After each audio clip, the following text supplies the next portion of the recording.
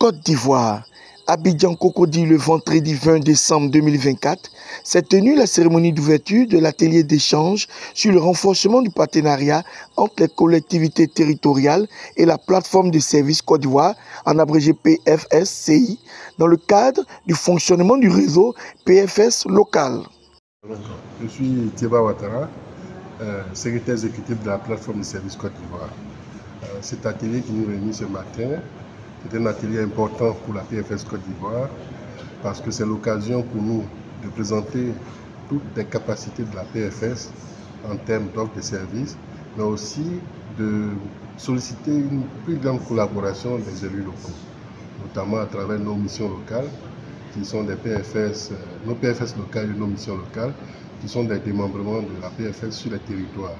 Et donc, ils s'appuient sur les collectivités territoriales, les mairies, les conseils régionaux, pour déployer une activité qui va dans le sens de l'insertion des jeunes et des populations vulnérables dans des activités économiques. Donc, ça peut être par emploi salarié, ça peut être dans des activités génératrices de revenus.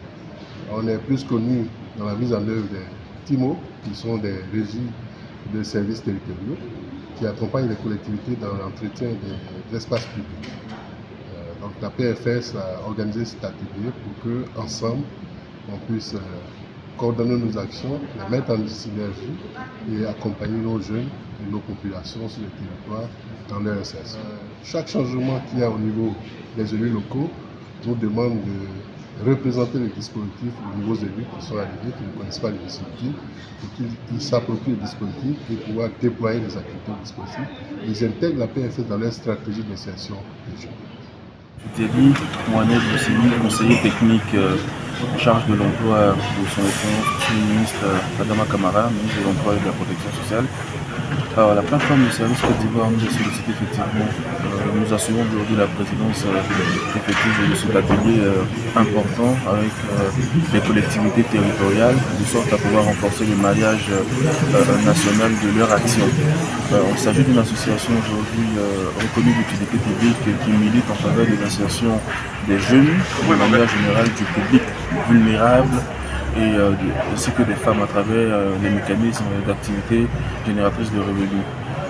Au vu de l'importance qu'accorde son excellence le président de la République en question de l'emploi, il était plus qu'important pour nous, ministère en charge de ces questions, d'être présents aux côtés de la PFS pour leur matérialiser notre soutien, notre accord, ainsi que la validation de leur plan d'action avec en collaboration avec les élus locaux. C'est l'occasion pour nous de lancer un appel effectivement donc, aux conseils régionaux et aux collectivités territoriales de manière générale de prendre une part active dans la gestion et l'élaboration des plans d'action des PFS ainsi que des missions locales, parce qu'elles contribuent réellement à avoir de l'attractivité vis-à-vis de leur territoire et à insérer les jeunes sur leur territoire pour le plus grand bonheur des populations.